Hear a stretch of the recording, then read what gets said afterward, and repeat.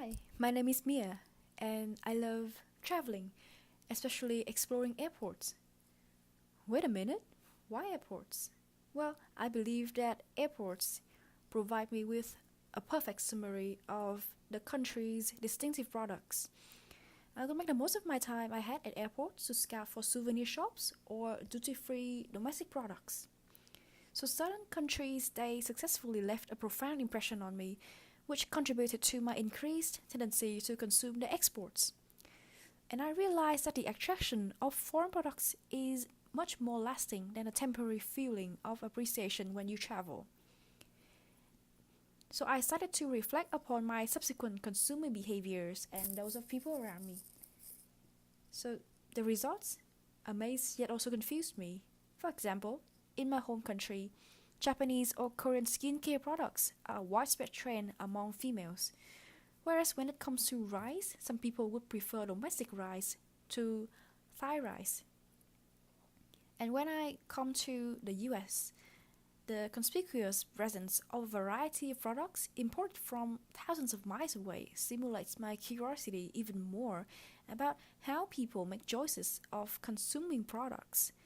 So such experiences have led me to the research question: what determines consumers' preference for domestic products over foreign products, and vice versa?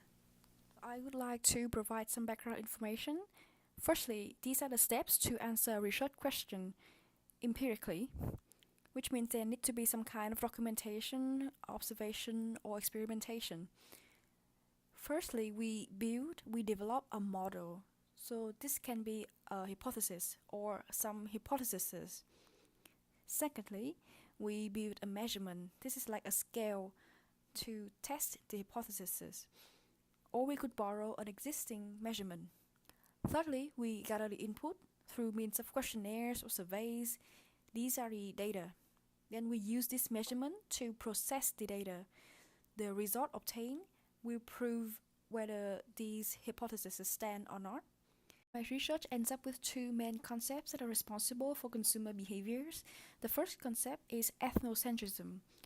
This is the tendency of people to perceive their own groups, so the in-groups, as superior to other people who do not belong to their groups. So by doing this, they tend to favor domestic products. In that xenocentrism is the opposite of ethnocentrism. However, my first academic article doesn't believe so. They conceptualize their own definition of xenocentrism based on the system justification theory. They develop the first dimension, which is perceived inferiority, and the second dimension is social aggrandizement. This first academic article, which is conducted in Greece among Greek consumers, believe that perceived inferiority is to denigrate, to undervalue, and fail to appreciate domestic products and brands, whereas social aggrandizement is the emphasis on the symbolic value of foreign products as a way to enhance social status. The academic article is that instead of building a hypothesis, they build a measurement first, which is called the C-SEN scale, so consumer xenocentrism scale. So in the process of generating this measurement, they found out some sub-hypotheses. Then they gather the input, they produce the data, they use the SEN scale to process this data in order to prove their sub-hypotheses and main hypothesis. The second academic article conducted among Bangladeshi consumers, they choose to focus on ethnocentrism, but ethnocentrism is not their only focus. Instead, they have this kind of diagram.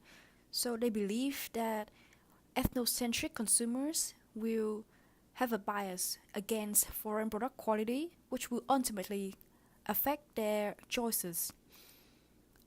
On the other hand, the country of origin will have an impact on the brand image, but will then ultimately also affect consumers' choice. And a third factor, which is also very interesting, is religiosity. So that is the extent of people to be religious, which is an important factor among Bangladeshi because most of them are Muslims. In my third academic article conducted among American consumers, they found out one more factor that also has an influence on ethnocentrism, and together they affect consumers' choices. And this is animosity towards a certain country. This study, they use an existing measurement called the set scale, consumer ethnocentrism scale. So in the previous academic articles, the researchers pay attention to the interrelationship between ethnocentrism or xenocentrism and some other accompanying factors.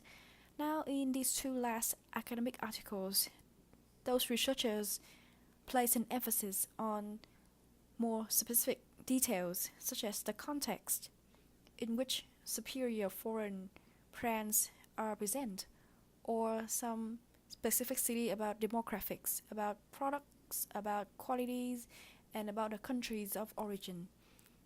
Now, in my fourth academic article conducted among Polish consumers, when the foreign brands are perceived to be obviously superior, then these ethnocentric consumers, they will hold a better view towards domestic products, and they will have no observed tendency to disregard others' opinions about foreign brands. For my last article conducted among Lithuanian consumers, the country of origin is very important to ethnocentric consumers when they evaluate products. And to them, they value domestic products more than non-ethnocentric consumers.